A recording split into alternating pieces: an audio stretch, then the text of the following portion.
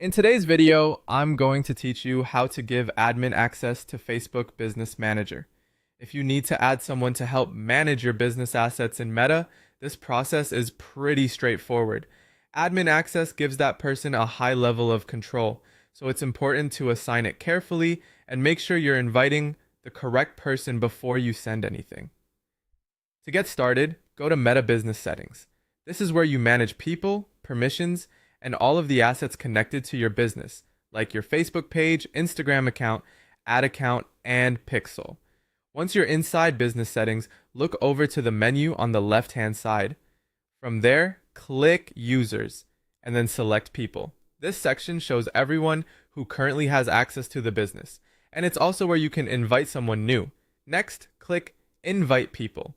A window will open where you can begin entering the new user's details.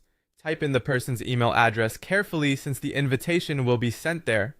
If the email is entered incorrectly, they won't receive the invite, so it's worth double checking before moving on. After entering the email address, click Next. On the following screen, you'll be asked to choose the level of access. Here, select Admin Access. This setting gives the invited person full control over the business portfolio, which means they can manage settings, people, and connected assets. Because of that, only grant this level of access to someone you fully trust. Once admin access is selected, click Next again. Now you'll choose which assets you want this person to be able to access. This can include things like your Facebook page, Instagram account, ad account, Pixel, and any other connected business tools. As you assign assets, you'll also be able to define the permission level for each one. If you want this person to be able to fully manage an asset, choose full control for each relevant item. This is especially useful if they need complete access to run ads, manage content, or oversee account settings without restrictions. When everything looks correct, click Send Invitation.